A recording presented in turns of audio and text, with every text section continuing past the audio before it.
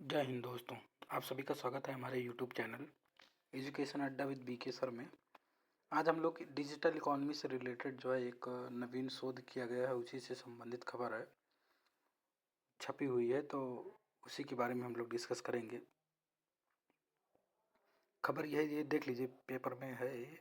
Over 70% farmer still use cash to sell their produce. मतलब कि जो अपने जो उत्पाद हैं उनका 70% जो है किसानों के द्वारा उसका मतलब बिक्री जो की जा रही है वो नगद के रूप में की जा रही है, यानी कि वो अर्थ जो कैश होता नहीं है कैश फॉर्म में, तो उसमें यूज किया जा रहा है जो प्रोडक्ट अपना सेल कर रहे हैं, ना कि ऑनलाइन के माध्यम से। तो उसी से संबंधित एक डेटा है, तो उसके बारे में देख लेते हैं हम लोग। तो इस खबर को हम लोग देखिए, चार्ट बना हुआ है, इसको और हम अच्छे से दिखा रहे हैं। ये चार्ट है, तो देखिए 2022 में जो है 19 से 24 तक का डेटा यहाँ पर दिया गया है।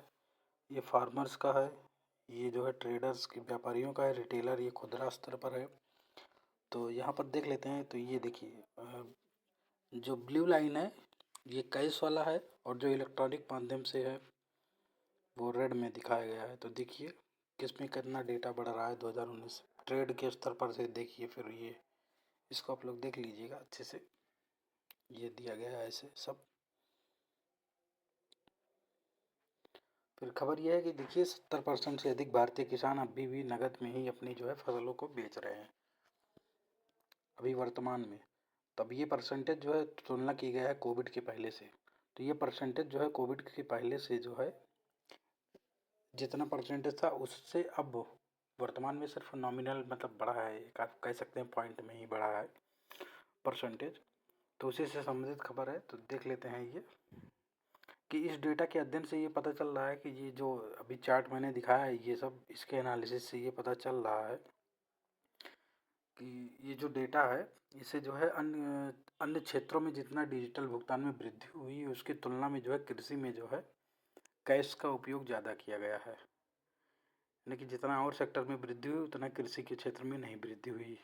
ओवरऑल ये दे सकते हैं। अब ऐसा हुआ क्यों है? फिर देखिए, डिजिटल तकनीकी का सीमित उपयोग, कि अधिकांश किसान अभी भी व्यापारियों और अन्य किसानों से मौखिक रूप से मूल्य की जानकारी प्राप्त करते हैं। यानी कि अभी भी जो है उनके पास जो सरकार की योजनाएं चलाई गई हैं कि ई मंडी वगैरह है, इन सब का जो है उन लोग लाभ नहीं ले पा रहे हैं। फिर ऐप्स और वेबसाइट के माध्यम से जानकारी लेने वालों किसानों की संख्या जो है कोविड-19 के पहले जैसी ही बनी हुई है। यानी कि जितना जो है अब वो लोग जो है नहीं कर पा रहे हैं। तो इसलिए वो लोग जो मौखिक रूप से मतलब, हाँ जैसे कोई जा रहा है, अमूमन देखते हैं हम लोग, भैया जा रहे हो तो वहाँ पर रेट पता करके आना, तो वो वाला स्कीम अभी भी चल रहा है। उसका जो है डिजिटल तकनीकी का जो है वो सीमित उपयोग है, इस वजह से कैश में ज़्यादा कर रहे हैं। इसके साथ साथ देख लेते हैं जलवायु परिवर्तन पर कृषि का प्रभाव। फिर 2023-24 में रबी की सीज़न में 64% किसानों को फसलों की क्षति हुई थी। अब फसल क्षति का क्या कारण था? 37% किसानों ने अनियमित बारिश को जिम्मेदार बताया। यानी कि जो असामयिक बारिश होती है उसकी वजह से जो है 37% किसानों ने जिम्मेदार बताया, जिसकी वजह से 64% किसानों की जो है फसल जो है बर्बाद हो गई। फिर कुछ किसानों ने यानी कि 30% किसानों ने कहा कि ये जो हीट वेव गर्मी अत्यधिक गर्मी बढ़ी इसकी वजह से हुआ था। ये 2023-24 की बात हम देख रहे हैं। फिर देख लेते हैं कि फसल के बुआई को निर्णय मतलब प्रभावित करने वाले कौन कौन से कारक होते हैं। जैसे फसल जो बुआई की जाती है तो उसमें मौसम पूर्वानुमान प्रमुख कारक है। पहले से जो प्रिडिक्शन करते हैं मौसम को लेकर, उसमें फिर लगभग 90% किसानों का ये मानना है।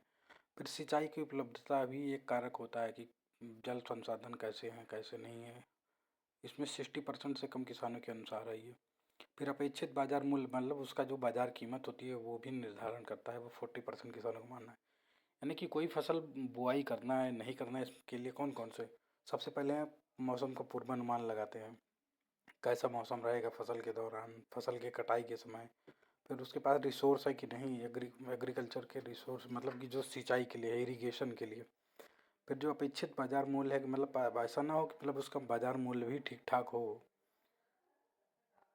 इसके साथ साथ देख लेते हैं अब हम लोग किसानों की जो है खुदरा कीमत में क्या हिस्सेदारी है। अब गेहूं के स्तर पर देखते हैं तो सरकार की जो खरीद प्रक्रिया के कारण किसानों को खुदरा कीमत का 67% मिल पाता है। यानी कि जो फसल है वो मान के चलिए अगर 100 रुपये है तो उसका सिर्फ और सिर्फ 67% मिल पाता है गेहूं के स्तर पर। मसूर और चना के स्तर पर देख लेते हैं तो किसानों को खुदरा कीमत का जो है 60% से अधिक मिलता है, यानी कि जो पूरा अमाउंट है वो नहीं मिल पाता है किसानों को। फिर जो आलू, आम, फूल गोभी ये सब वगैरह हैं इनको जो है कीमत का केवल 40% मिल पाता है किसानों को। तो ये इसी वजह से जो है यही सब था। और गैस में जो है फ्लो ज़्यादा बढ़ रहा है इसी वजह से।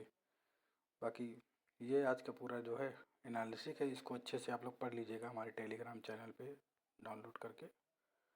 आप लोगों को करना क्या है, ये देखिए यहाँ पर मैंने लिंक दे दिया है, इसको सिर्फ आप पर, ये टेलीग्राम मेरा लिंक है, इस पर आपको टाइप करना है बस। आप लोग हमारे टेलीग्राम चैनल पर जुड़ जाएंगे सीधे।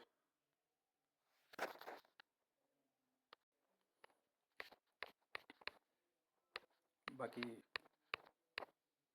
हमारे यूट्यूब चैनल को लाइक, शेयर, सब्सक्राइब करिए, सपोर्ट अपना करते रहिए। टेलीग्राम चैनल का लिंक हमने दे दिया है, उसको ज्वाइन कर लीजिए।